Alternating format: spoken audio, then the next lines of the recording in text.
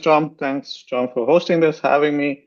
Hello, everyone. As Tom said, I'm Avik Mukherjee, a senior security SA in AWS, and I'm the primary author of what Ron referred to as SRA, the Security Reference Architecture.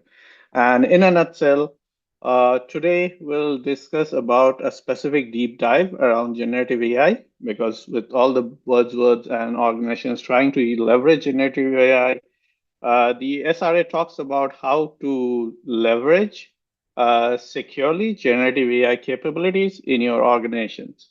So today we'll cover that. But as it is based on the security reference architecture, we'll take a quick primer of what it is. And we'll also look at, we recently released an SRA solution that helps you provide security controls around generative AI, and would conclude around some actionable next steps. So the generative AI deep dive guidance was launched last year at Reinforce, and here is the session that talks about it if you want to reference. But in a nutshell, this guidance provides the current recommendations for using generative AI securely to improve your productivity and efficiency. And one thing we deliberately used is the current recommendation because it's an evolving space and technology is evolving, best practices are evolving, and thus the recommendations also evolve. But as of today, these are the current best practices that we'll focus on. Uh, this guidance especially focuses on Amazon Bedrock, and it's based on the SRS holistic guideline of deploying full component of security services. So if you see the architecture on the screen, so Amazon Bedrock is the central service that provides GenAI capabilities, but you'll see a scattered slew of other services that help secure the overall implementation of Bedrocks. And that's the core of the SRA that look at your implementation in an architectural pattern and not just looking at specific capability or a specific service in isolation. For those who haven't heard or seen Amazon Bedrock, it's an easy way to build and scale your generative AI application with foundational models. It's a fully managed AWS service and offers a choice of performing foundation model from leading AI companies. It also comes with broad set of capabilities that needs to build a generative AI applications.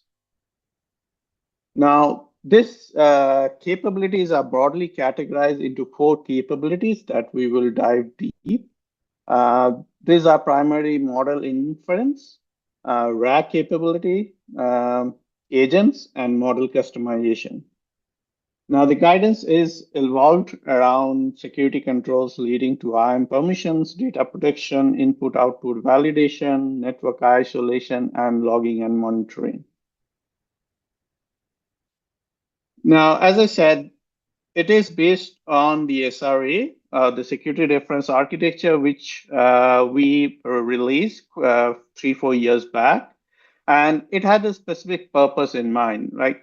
We have seen customers that are adopting AWS services, but sometimes it's a challenge to look at the forest rather than looking at the tree, right? Because there are so many services, we get lost into each of the services and we lose the target state security architecture that we want. And that's the objective of the SRA, is to take all the services and put it into a multi-account architecture and provide that target state a secure foundation that would help organization accelerate their migration to cloud. Now, the SRA has 3 primary components, left to right. It's an architecture, a reference architecture. In the middle, there's this guidance that helps you why this architecture and what are the design considerations you should make while building your architecture. And at the end, there is a code library that accompanies the guidance that helps you implement some of the architectural patterns. As I said, what the objective of SRA is, it gives organization the ability to ship more application quickly, but in a secure manner. Now, as I said, the Gen AI focuses on four basic capabilities of Amazon Bedrock, right? So the first and foremost capability that we see customers use Bedrock is to get access to the underlying foundational models, right? Now, what it does is as you are giving your employees access to this foundational model, they can use it to experiment, come up with new use cases, and that helps your organization build new capabilities. Now, this is a very foundational requirement and fosters innovation.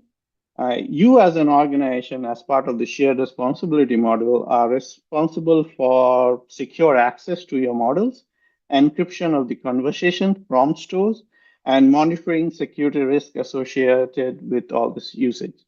So here you'll see that there are several capabilities that comes with Bedrock and additional security services that helps you do that, right? And Gen AI comes with a unique set of risks. Like, for example, threat actors could craft malicious queries that force continuous output, which results in scenarios like a DDoS, right? It exhausts your resources. It also can come with crafting of prompts that results in inappropriate output that you don't want out of this. So these are some unique characteristics of GenAI, and there are unique solutions that access this. So, for example, as you're storing your prompt, you need to secure them. Bedrock provides model invocation logs so that you understand which invoked your models, what are the prompts that were sent, what are the input user output that were generated. And also, it comes with guardrails. So, guardrails are your preconceived uh, controls that helps you filter and achieve some of the capabilities that you require, and we'll see later in more details.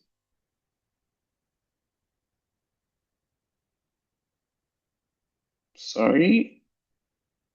Yeah. So next comes the RAG, or the Retrieval Augmented Generation capability. So as the name suggests, what it does, it augments a foundational model capability by retrieving some contextual data that is specific to your organization, to your business use case, to your data. So it enhances the output of the foundational model and makes it contextualized. Now, this is a very handy capability that helps you provide more specific data. Like just to explain what it does is, for example, if you're asking a foundational model, what is a weather forecast of Dallas today? It won't be able to answer because today's forecast is not in its training model. But what you can do is you can use RAG to complement that data and bring in additional data like forecast data and other things. So it makes it more richer. Now, as you are doing that, again, as part of the shared responsibility model, you are responsible for securing what is called knowledge bases, right? So Amazon Bedrocks provide knowledge bases that gives you the RAG capabilities. And as you are storing your knowledge bases, there are some unique risks, right? Suppose a malicious actor who can poison your RAG or knowledge base can lead to uneventful data that comes out as your conversation with the FM, right? So that's what you don't want, right? So you are responsible for securing access to your knowledge bases, securing the encryption of the knowledge bases, and also understanding potential risk that is related to prompt injection. So again, Bedrock comes with knowledge bases and also comes with capabilities to secure, encrypt, and restrict all access to the knowledge bases. So in addition to knowledge bases, there are other services that is required to give you the full flexibility, like comprehend and open search that store the vector databases that helps the FM quickly index your data. And as these are stored, you also need to protect them and secure those data sources that provide input to your RAG sources. Now, again, this guidance talks about how do you encrypt them, how do you isolate them, how do you secure access to those services, and then provides you with implementation details. So in this scenario, for example, sorry, just the screen froze on my end. Yeah, in this example, um, you are encrypting your knowledge base at rest using KMS keys. And by default, it comes with AWS managed keys, but the best practice is to use a customer managed key so that you can control the lifecycle of these keys, right? When you are using ingestion jobs for your knowledge base, it is recommended to encrypt the jobs again with KMS keys. And as you are using, if you're letting Amazon use Open Search Service for your knowledge base, and Bedrock can pass the KMS key that you provide to encrypt those knowledge bases and the vector stores. Also important is input validation to the knowledge base. As I said, if someone can poison the input to the knowledge base, it can lead to unwanted output. So you can use capabilities like malware protection in S3 to scan for malicious content before you are uploading to your data source. Hey, If Avik. you're Avik, yeah, one thing, just so everyone keep in the back of your mind, what we're trying to do is have different content. So what Avik is doing is making sure all of you understand the important tools, security, almost infrastructure to support your applications.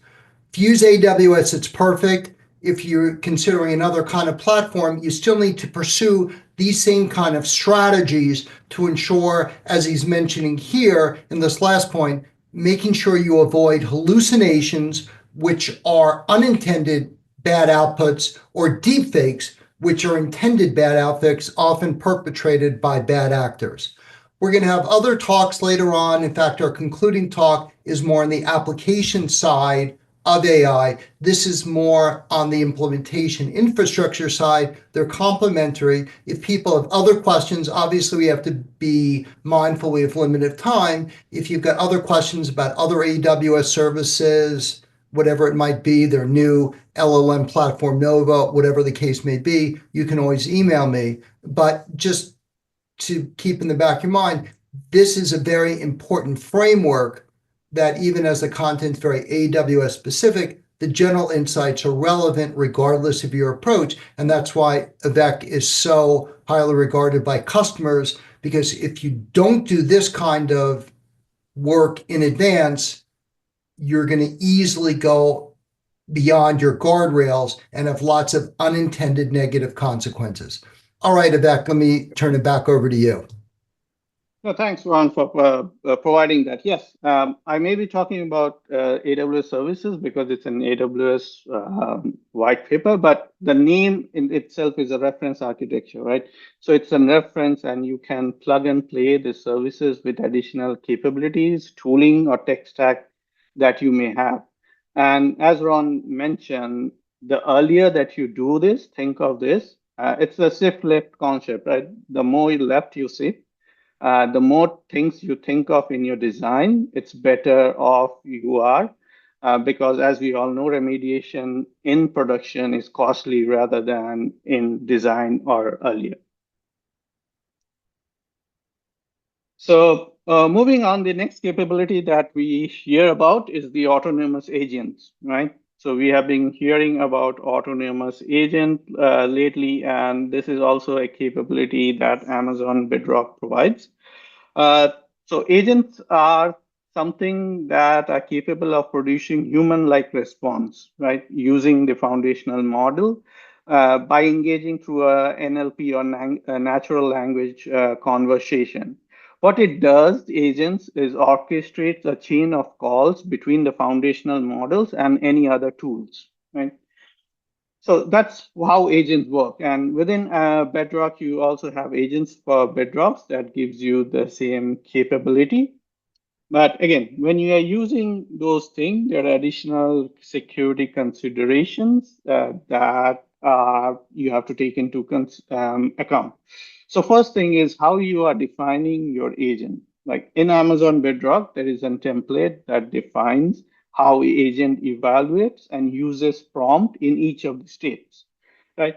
So the critical factor is how do you secure those templates? Because again, if I'm a bad actor, if I can get into the template, I can play around or change those interactions. And instead of interacting with approved sources, I can point it to malicious sources so that when a customer is interacting with an agent, it is getting unintended exposure. So uh, there are other things. Again, AWS native Lambda is an computational logic platform that gives you all these interaction capabilities. Now, if you are using Lambda, it is important that you protect those logics because, again, if I'm a bad actor, I can get into a Lambda code, I can change the logic to go somewhere else. So again, so the focus here is looking at what are the critical aspects that get introduced with each of these unique capabilities of generating AI that we are planning to use, and think of, okay, what are the security implications? What are the new security risks that introduce due to all of these capabilities, and how do we protect those? So the guidance, again, I'm not going into the details of how it does it, but it provides guidance on how to achieve those capabilities.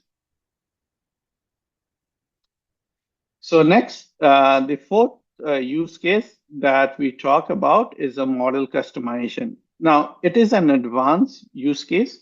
So at this stage, what you are doing is you are not just using the capability of underlying foundational model, but you're customizing the model. And there are different ways to do that.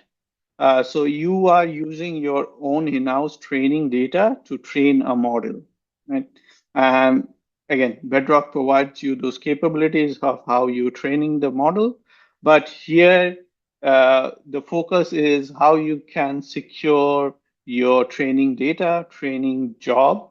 So again, because the training data is the foundation of the output of your foundational model, you have to keep the training data pristine, right?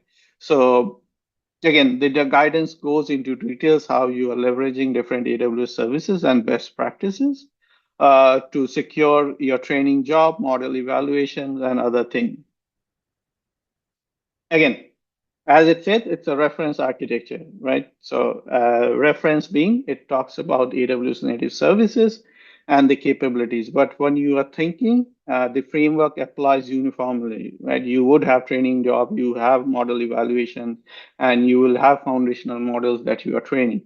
So you can take the framework, and if you're using AWS native services, you can apply the controls as it is. But if you are using other tech stack or other tools, third-party tools, you can replace the same capabilities with other tooling, as long as they provide the same capability that you are aiming for.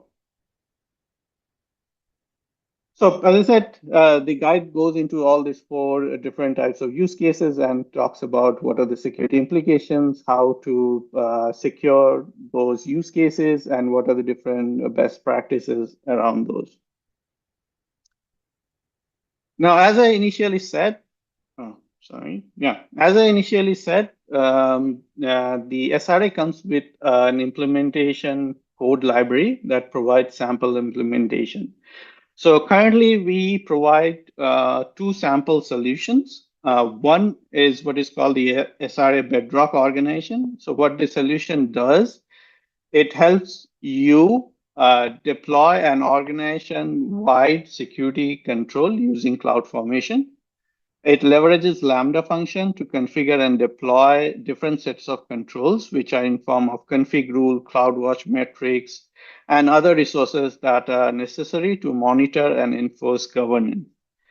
And this has been one of the highly asked requirement from our customers is because the central security team or the governance team is not always the team that is experimenting with all these GenAI capabilities. It's usually some business team that are experimenting with the GenAI capability to see how they can better served to their customers. But the central security and governance team are responsible for securing those.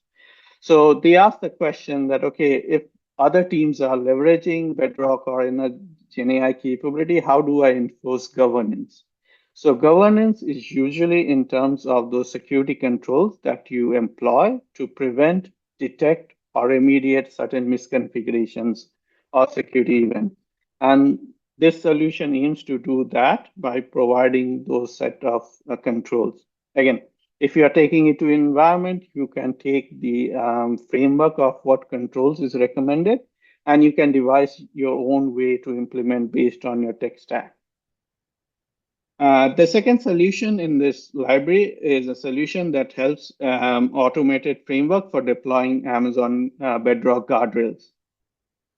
As I said, there are different types of guardrails, and this solution helps deploy guardrails that include like content filtering, denied topic.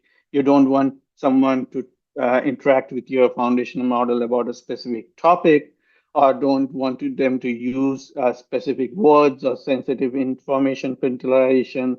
So all this can be achieved through guardrails, and this solution helps you deploy those guardrails.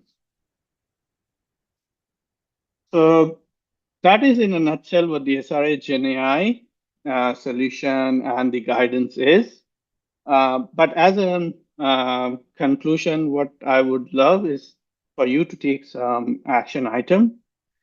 Again, whatever be your platform, whatever be your tech stack, if you can take the SRA framework and see what are the best practices and take back to your organization, see what your organization security posture is. Does it follow this best practices? How it's achieving those security outcomes? And maybe in a short term, identify one or two security improvement areas that you identified through this analysis and work with your stakeholders to earn trust because again this is not one team doing everything. There are different stakeholders that are involved in this, so it's important to earn trust with your stakeholders, what you are trying to do and why it is important for them, how it would ultimately help accelerate business outcomes, and then turn it into what we call a mechanism, a repeatable process. So this is not a one-time exercise. You have a mechanism so that you can repeat it periodically within your organization and achieve security outcomes. So that being said, these are some of the QR codes and links that you can use to find what I discussed today, and I'll also leave those links in the chat. So thank you for having me, and back to you, Ron.